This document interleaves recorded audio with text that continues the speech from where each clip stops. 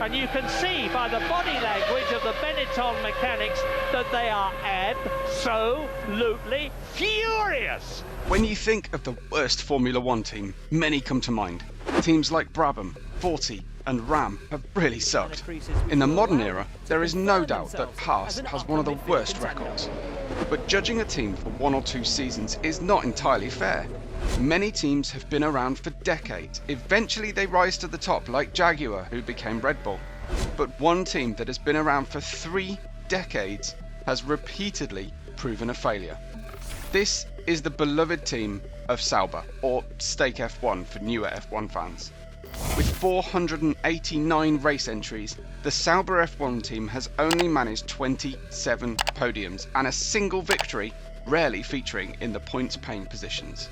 So why is Sauber such a bitter disappointment?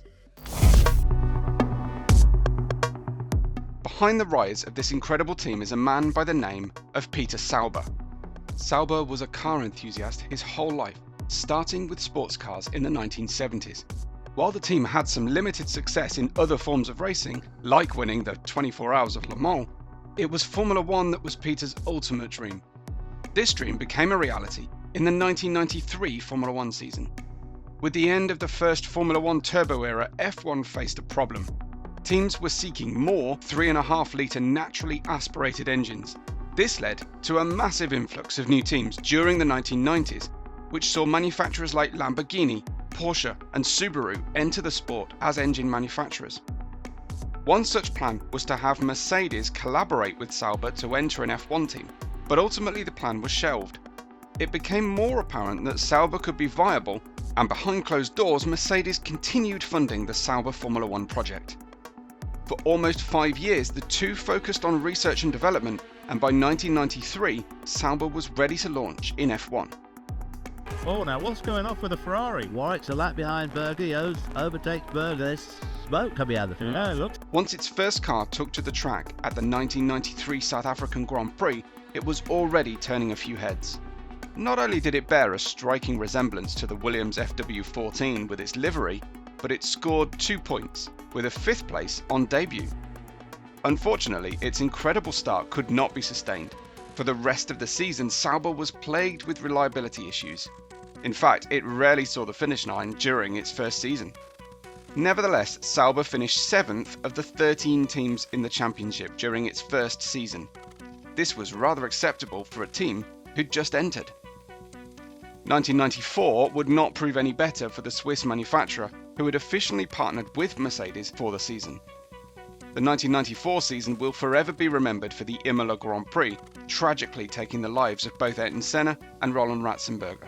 The moment where I touched the wall, I remember everything, and after I sleep a little bit because I was tired.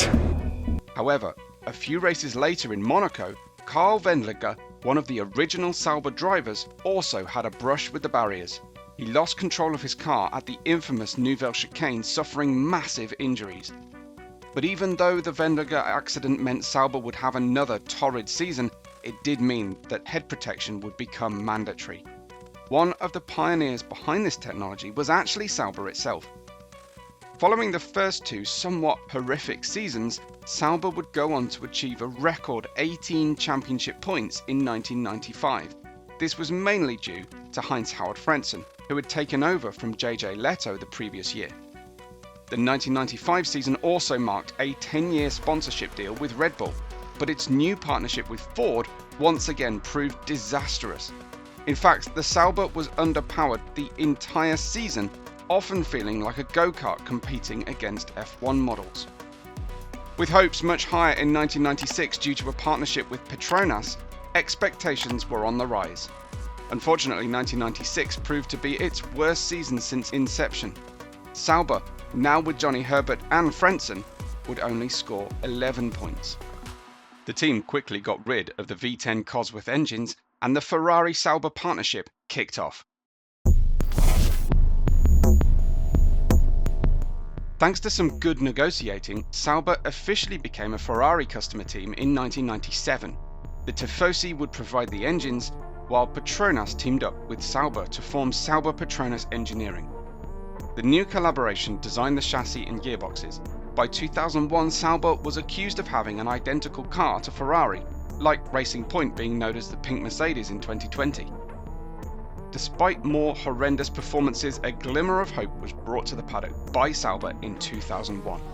For the season, the team announced that one of their drivers would be a rookie by the name of Kimi Räikkönen. In the slipstream, and he's locked the brake, he's going to go wide, surely. Jensen, oh no, how did Räikkönen keep that on the road? But now Jensen can come back at it. Kimi only raced for the Swiss outfit for a single season, scoring 9 points, but his talent outperformed the car. The Finn was quickly snapped up by McLaren the next season and would win his one and only Drivers' Championship in 2007 with Ferrari. 2006 would prove to be a pivotal year for the Swiss outfit.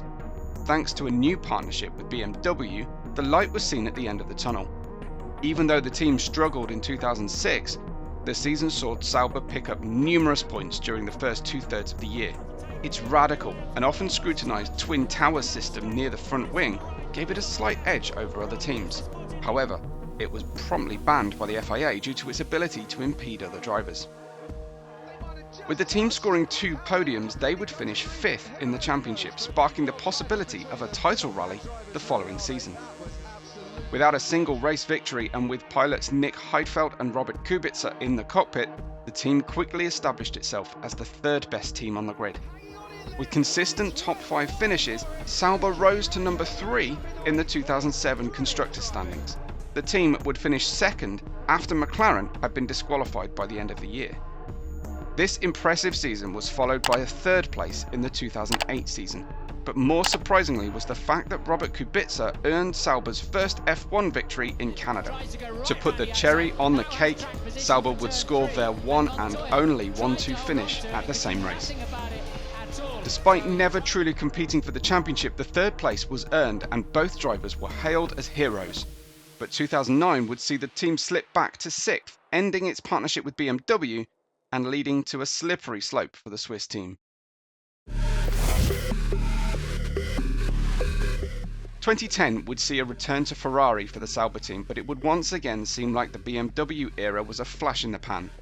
Sauber ultimately struggled to crack the top 5, finishing in the bottom half of the championship for the next decade and a half.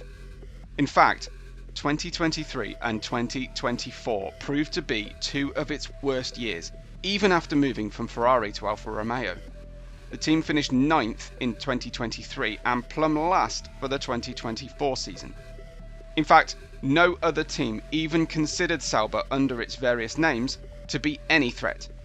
The team would be relegated to a developmental side for drivers, or a spot where the old dogs went to retire.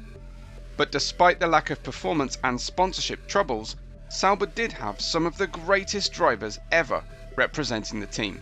Many of you might be aware of Kimi Räikkönen, Charles Leclerc and Sergio Perez, but many of the historic greats also partnered with the Swiss outfit. Some of the notable drivers who have passed through Sauber's ranks include the likes of Jean Alesi, Felipe Massa and Jacques Villeneuve, who won the 1997 Formula 1 World Championship. In 2007, a young Sebastian Vettel also made a one-off appearance for the team. Even though he would sub in for one of the main drivers, his one-off performance would earn him a Toro Rosso contract, eventually leading to the German winning 4 consecutive World Championships at Red Bull. It was also Sauber who gave the Monegasque Charles Leclerc his first taste of Formula 1 racing. Charles, who had been part of the Ferrari Academy for most of his career, put in some great performances despite the car's lack of performance. It ultimately earned him a drive for the Scuderia in 2019. Nowadays, Sauber is often used by teams like Ferrari to develop new drivers, as is seen with Oliver Behrmann being awarded a seat for the 2025 season. If the team doesn't develop young drivers, it becomes a trove for those seeking a few bucks before retirement. While Sauber gave Kimi Räikkönen his first taste of Formula 1, it also became the place he had retired in. Following in his footsteps was another Finnish legend. After a few incredible years in helping Lewis Hamilton and Mercedes win the Drivers' and Constructors' Championships, Bottas made the move to the Swiss outfit. All these drivers, young or old, contributed to the incredible legacy that Sauber has built. In fact, the team is considered one of the legacy teams on the grid, despite never truly being a top-tier team. Its consistency has kept it as a beloved team on the grid, and whether you like the Swiss team or not, everyone wants them to do well. This is a similar path to what HAAS is currently on. But why did we choose Sauber as the worst ever F1 team? There have been many teams who have officially entered Formula 1. Some have only lasted a season, while many others would stick around for a few more. These teams would all realise that entering F1 is not as easy as it might seem. You might argue that a one-off team like Coloni, Osella and HRT might have been worse, but they knew when it was time to hang up their helmets. Sauber just kept on pushing and pushing and pushing. The team tried everything, from switching alliances to becoming a developmental team, but would never really put together consistent performances. Despite its incredible success during the 2007 and 2008 seasons, it could not be sustained. With Audi buying Sauber, perhaps a new opportunity to finally make an impact is upon us. The 2025 season will certainly be a new dawn for the worst team in F1 history, and perhaps the German manufacturer can turn it around. If you disagree with us, please share your thoughts in the comments section, and make sure to like and subscribe. Creating these videos is only possible with your support.